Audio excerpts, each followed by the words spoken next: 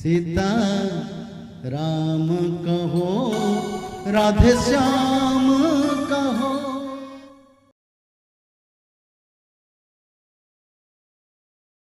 यानी सर्वधर्मं परित्यज्य मामेकं शरणं व्रज। यानी गोपियों क्या किया, अपने परिवार परिजन स्वामी सब कुछ छोड़ के भगवान की श्री चरण पर, जय जगन्नाथ, भगवान की अपना लय लगाया।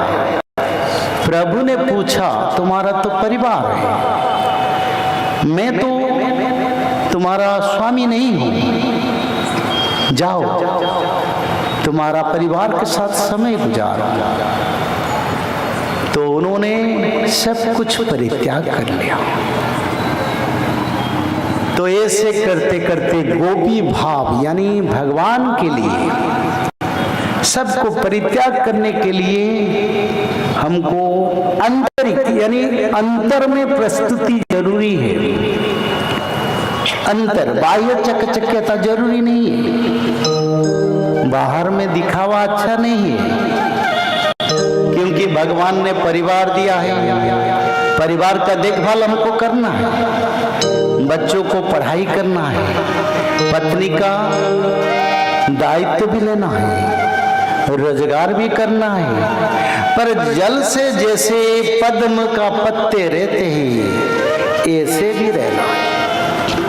संसार के साथ रहते रहते भी वैराग्यता अंतर में रहना जरूरी है।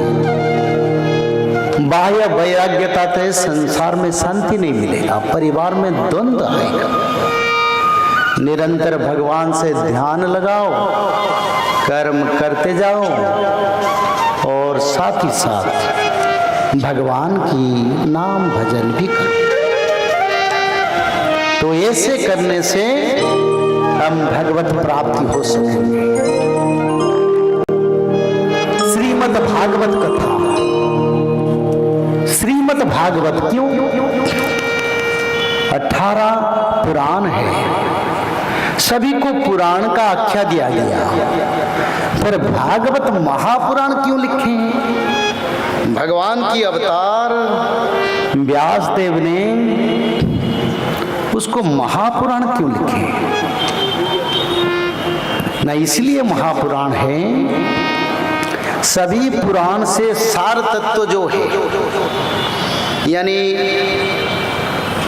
सभी पेड़ पौधों में रस है, पर जब फल का प्रकाश होता है, फल से मिठाई आता है और कोई उसको आस्वादन करता है तो उनको आनंद मिलता है। निगम कल्पो तरौ गलितं फलं सुखमुखा द्रव्य संयुक्तं पीबत भागवत रसमालय मुहुरो रसिका भुवि भाविका। निगम कल्पो तरो गलित, यानी वेद वृक्षों की चारों शाखा से 18 पुराण बना और 18 पुराण की सार तत्व से भगवान व्यास ने श्रीमद् भागवत की रचना का समय का बात हम कर रहे थे। नारद महामुनि ने पूछा, प्रभु आप क्यों विचलित हैं? तो व्यासदेव ने बताया, देखो सारे पुराण शास्त्र लिखने के बाद भी मैं सोच रहा हूं ये कलियुग के मानव उनका तत्व को समझने के लिए असमर्थ रहेगा, तो उसके लिए सबसे बड़ा निदान जरूरी है। और शुल्क तो संस्कृत में लिखा है, उसको समझना मनुष्य लोगों को संभव नहीं है। और भी एक बात कहा, बोला कलियुग में जो साधु संत लोग बनेंगे वो साधु संत लोग खुद भी तत्व को समझ नहीं पाएंगे, क्योंकि साधु संत जो बनेंगे वो दिखावा के लिए बनेंगे। कुछ अच्छा साधु संत भी रहेंगे कलियुग में, पर उन लोगों को उतना प्रचार प्रकाश नहीं होगा। उन लोग कहीं गिरी गुहा यानी गिरी गुम्फा जैसे पर्वत पहाड़ कहीं जंगल में छोटा सा आश्रम बना के रहे। पर कुछ साधु संत जो है वो लोग शहर नगर में बड़े बड़े महल बना के आश्रम बनाए। संत तुलसीदास में इसके बारे में विचार रखे। बहु दाम सवारही धाम जति, विषया हरिलिन्हि न जाई बिरति। तपस्वी धनवंत दरिद्र गृही, कली कौतुक तात जात ना सही। जो भगवान वाल्मीकि के श्रीमद् रामचरितमानस को संशोधन के लिए और संस्कृत रामचरितमानस से हिंदी रामचरितमानस का रचना करके पवित्र आर्यावर्त और भारत भूमि को पतित पावन बना दिया। राम नाम से संसार को उद्भुत किया। वही पूज्य तुलसीदास महाराज ने श्रीमद् रामचरितमानस में यही लिखे हैं, बहुदाम सवारही धाम जति। इनका अर्थ यही है, यानी जो मैं बोल रहा था, कुछ साधु संत लोग बड़े बड़े महल जैसा आश्रम बनाएंगे, बहुत प्रयत्न में और अर्थ भी विनियोग करेंगे, और इसमें गरीब लोगों का अर्थ भी आएगा और दानी वाले जो अमीर लोग वो भी मदद करेंगे। पर बड़े बड़े आश्रम बनाएंगे जैसे कोई रंगशाला हो, नहाने के लिए, रहने के लिए, सारे आधुनिक तकनीक से भरपूर, सारे सुख सुविधा से भरपूर आश्रम बनाएगा। और क्या रहेगा उनका पास मन में? सिर्फ आश्रम बनाएंगे? नहीं, और भी कुछ इच्छा रहेगा उनको। वो क्या रहेगा? विषय वासना से रहित नहीं होंगे। सभी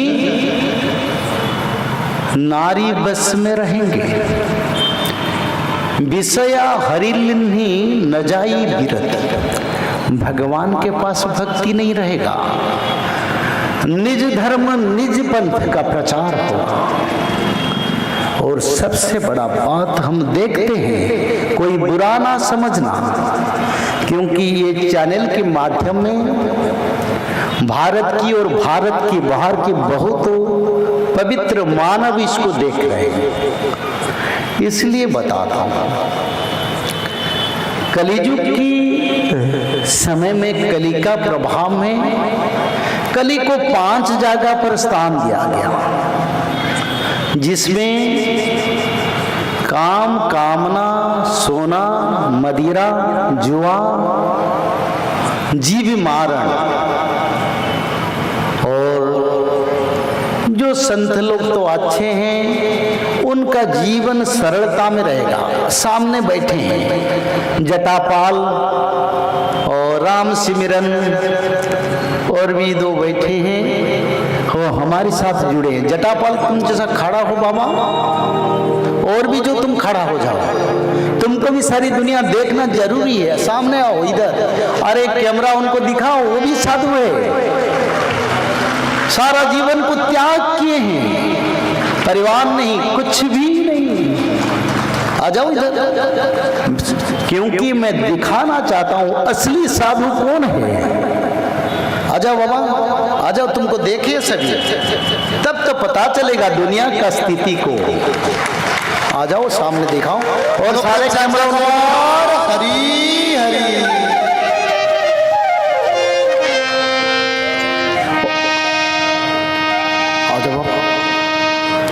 साधु किसको बोलते हैं? ना उनका घर है, ना रहने की ठिकाना है, न शिष्य है, न संपर्क है। निरंतर भगवत राम नाम से अपने आप को निमज्जित कर। आप देखिए कोई साधु, अरे मेरे को प्रणाम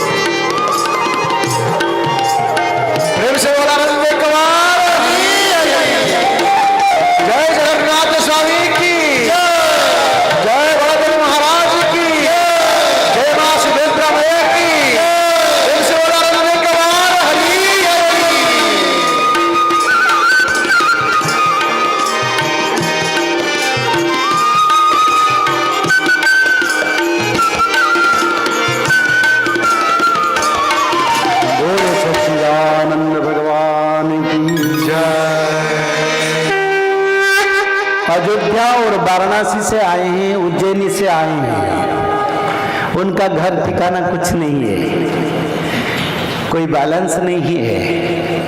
मैं पूछा कहाँ रहते हो? बोले संतों का घर कहाँ है? सभी भक्त कहीं भी हम रह जाते हैं, कभी रास्ता में, कभी जंगल में हम भटकते हैं और ऐसे समय गुजर जाता है। संसार की सभी साधुओं को इससे इनसे शिक्षा करना जरूरी है। खुद को साधु अगर बोलेंगे तो सबसे बड़ा माध्यम क्या होगा? साधुत्व की उपाय से अगर उपार्जन करें, उसको अगर भोजन करें, तब साधुत्व का प्रकाश होगा। और अगर भक्त की दी हुई दान को हम पाप में अपना खुशी में विनियोग करेंगे, ये गोहत्या पाप से बड़ा पाप बनेगा।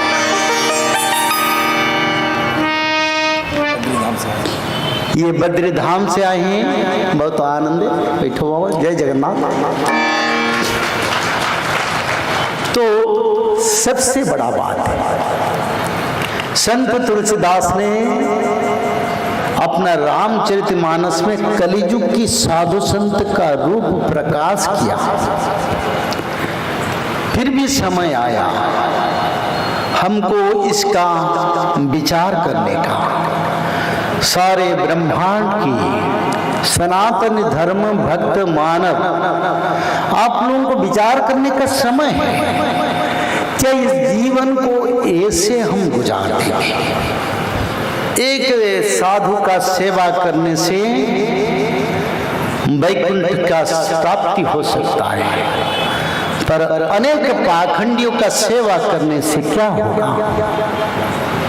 नरक प्राप्त होता है। नरक, उसका सिवा और कोई चारा नहीं है। तो तुलसीदास महाराज ने लिखे, विषया हरिलिन्ही न जाई बिरत, यानी विषय वासना में संपूर्ण मग्न संसार बनाएंगे, परिवार परिजन बनाएंगे, कहीं कहीं शादी भी ज्यादा करेंगे, कम शादी नहीं है। क्योंकि कलियुग में एक पत्नी का नियम है। हमारा सनातन धर्म, मनुस्मृति, भृगु संहिता, सारी पुराण का तत्व यही है, एक पत्नी का वर्ण करना। पर वो लोग नहीं मानेंगे और उन्होंने फिर लिखे, तपस्वी धनवंत दरिद्र गृही, यानी दान लेते लेते एक एक ऑर्गेनाइजेशन में हजार हजार करोड़ है। काल में ये गुजरात की एक पवित्र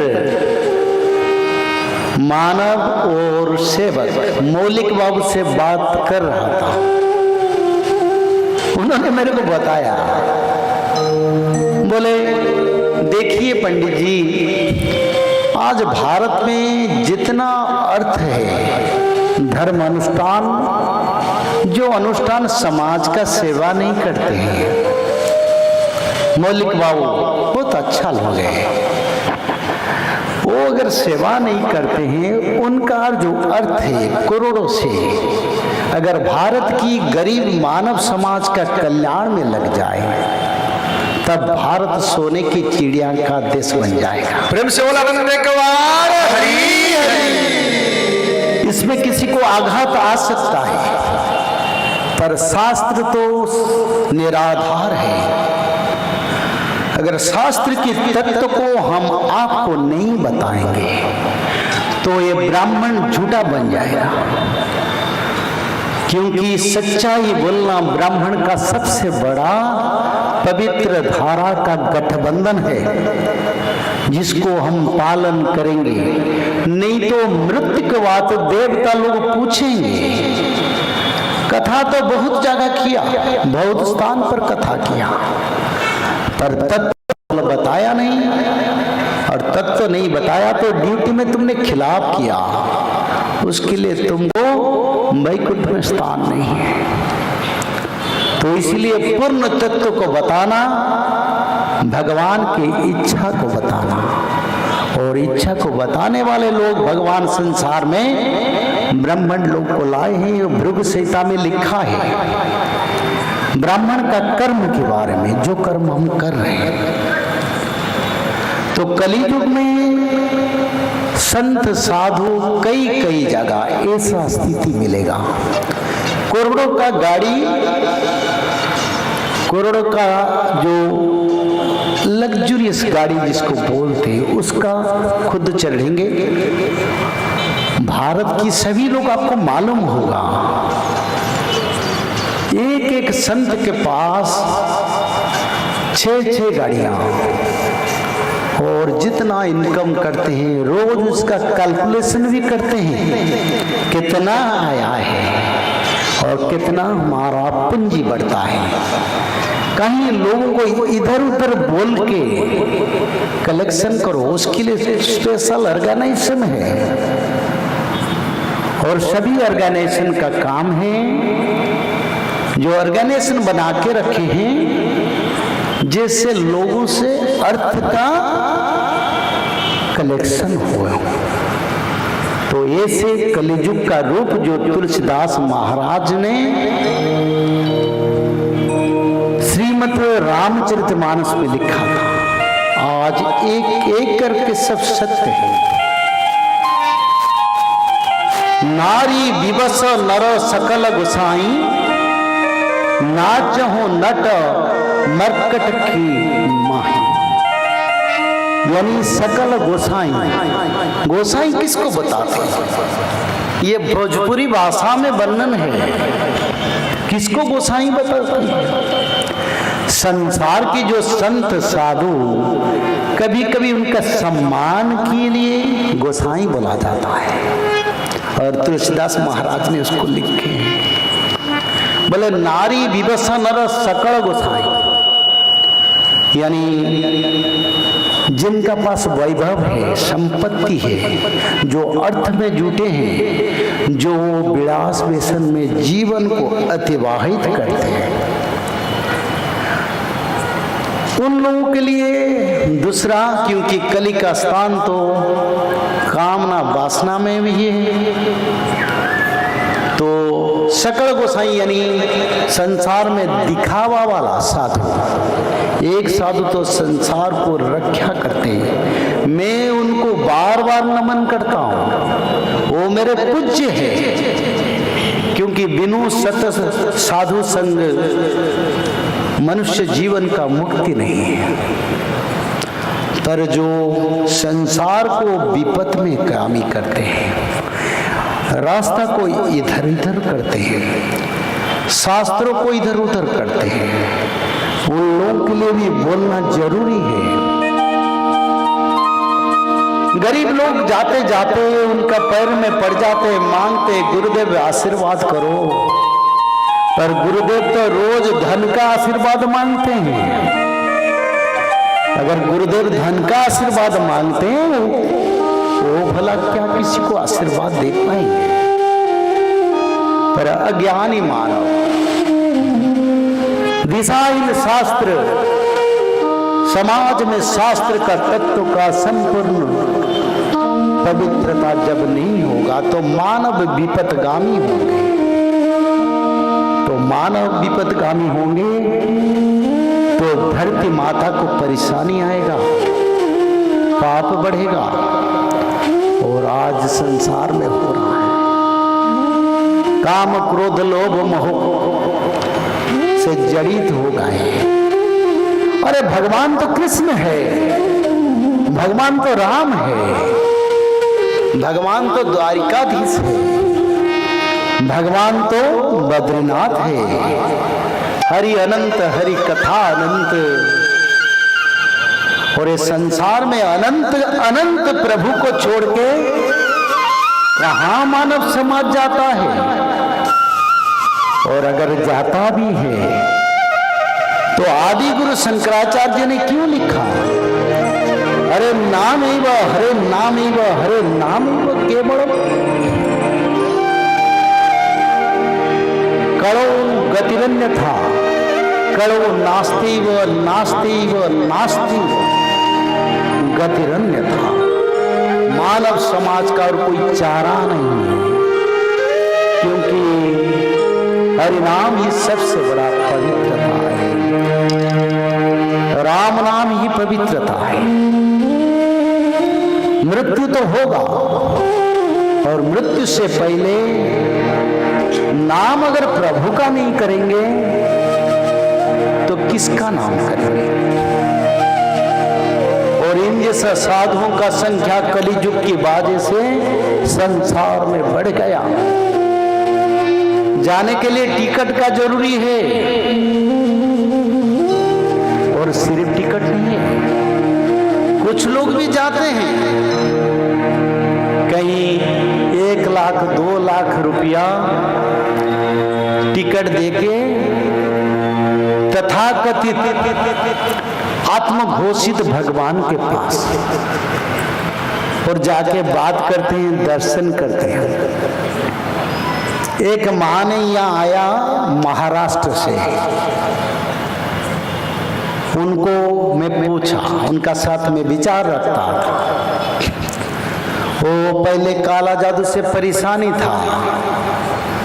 उनका नाम क्या है? कृष्णा है क्या? कृष्णा यहाँ हरे कृष्णा। उनका नाम क्या है जो महाराष्ट्र में काला जादू से परेशानी थे? माँ मुस्कान। हाँ, उनका नाम मुस्कान है। वो यहाँ भी आए हैं। कभी एक साधु को मिलने के लिए उनको करीब 50,000 रुपया देके परिवार लोग टिकट बनाए और टिकट हुआ और साधु के पास बैठा और साधु ने कुछ बोले सब ठीक हो जाएगा, पर आने के बाद वो बढ़ता जा।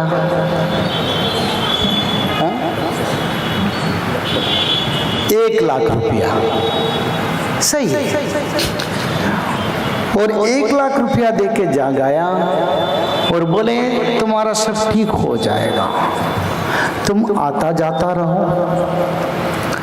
क्योंकि ये तो हमारा बंधु बांधव तो नहीं बोलते हैं आता जाता रहो, पर हमारी तथाकथित लोग बोलते हैं। किसी को बुराई लगना जरूरी नहीं है, क्योंकि शास्त्र निराधार है और सत्यता के ऊपर आधारित है।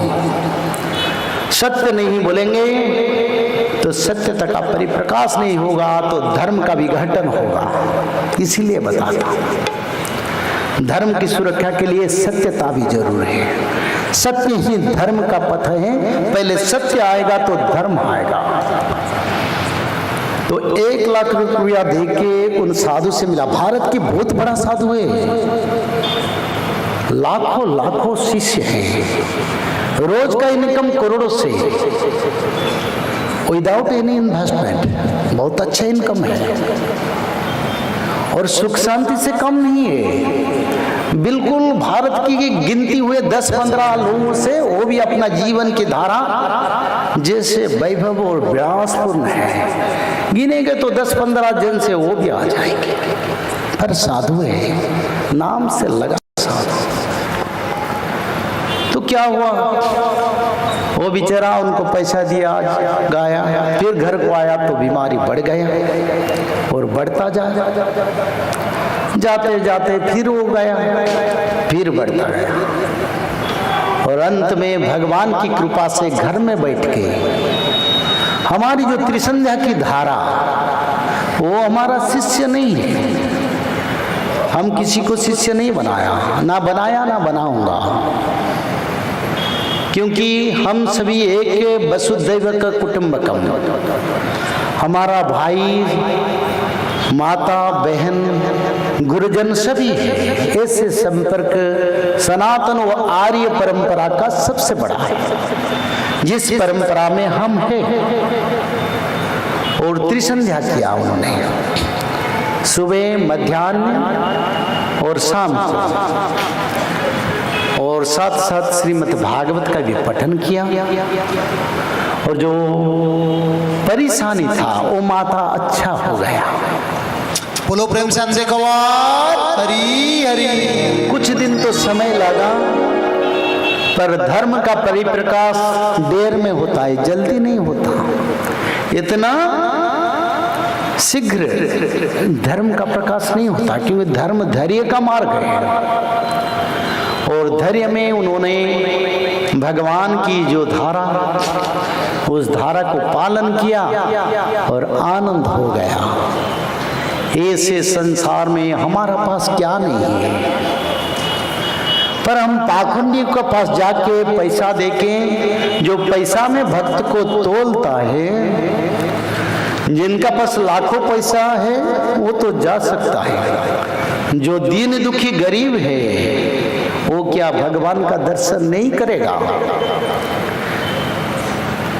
वो भगवान से कभी नहीं मिलेगा, क्योंकि भगवान तो भक्त की अधीन है। मद्भक्त्या जत्र गायन्ति तत्र तिष्ठामि नाम, यानी मेरे भक्त जहां मेरे को ध्यान करता है, मेरे का मनन करता है, भक्ति भाव निरंतर पवित्र चक्षु से भगवान श्री कृष्ण की प्रतिमा को स्थापन करके नाम भजन करते करते तद्लीन हो जाता है। नाहं तिष्ठामि वैकुंठे योगिनां हृदयेन च मद्भक्त्या जत्र गायन्ति तत्र तिष्ठामि, यानी ना मैं गोलक में हूँ, ना मैं वैकुंठ में हूँ, और मेरा भक्त जहां मेरे को भजन करता है, मैं गरीब दीनी दुखी दरिद्र पातरंत्र में नहीं हूं, मैं भक्त भाव प्रिय माधव, यानी कोई किसी को प्यार अलग है, पर मैं तो भाव से अधीन हूं। सबरी ने भाव किया तो उनका झूठा खाया, भाव से विदुर ने मेरे को साग का भाजी दिया, मैं उसको खाया, और भाव से केवटा ने मेरे को कहा, जो इंद्र देवता ब्रह्मा शिव को दुर्लभ था, मेरे पैर को धोने के लिए मैं केवटा को भी मेरा पैर धोने के लिए अर्पण करवा दिया, क्योंकि मैं भाव के अधीन हूँ। भाव के सिवा संसार में मेरा कुछ बड़ा नहीं है। मैं कुछ नहीं मांगता हूँ, मैं मांगता हूँ थोड़ा आंखों की पवित्र धारा का आंसू, जिस आंसू बहने से मेरे आंखों से भी आंसू आता है, मैं तुरंत वैकुंठ छोड़ के मेरे भक्त के पास आ जाता हूँ, क्योंकि मेरे भक्त ही मेरा सबसे बड़ा संपत्ति है। जब भगवान कृष्ण का देहांत हुआ, 16 सहस्त्र रानी थे, अष्टपाटवंशी थे, देवकी वसुदेव भी थे, 7 माता भी थे, उद्धव भी थे, सभी थे। कितने परिवार जदुवंशियों का था, पर पर भगवान की मृत्यु के समय उनके साथ कौन था? सिर्फ अर्जुन ही था। देखो, ये प्रभु है और प्रभु भक्त बिना और कुछ नहीं जानता है। पर मनुष्य लोग तो खोजेंगे, मेरा वाइफ को बुलाओ, परिवार को बुलाओ। भगवान ने क्या बोला? जाके खबर दे दो, मैं देह त्याग करने वाला हूं, मैं किसी का नहीं हूं, क्योंकि धर्म की रक्षा करने के लिए मैं आता हूं, और धर्म का रक्षा हो जाए तो मेरा काम भी अंतर होके मैं अनंत वैकुंठ को चल जाता हूं। तो अर्जुन ने प्रभु की अंतिम घड़ी में भगवान श्री कृष्ण के साथ था। तो ऐसे प्रमाण मिलता है, जब भगवान भक्तों के सिवा और कुछ नहीं जानते हैं, भक्त की हित के सिवा कुछ नहीं जानते हैं, उनका नाम तो मंगलमय है, सारे मंगल का वो कारण है। पर मानव अनजाने में उस धारा से विच्युत होकर अपने जीवन की लौकिक संपर्क की माया से भटकते भटकते भगवान से दूर हो जाता है। सीता राम कहो, राधे श्याम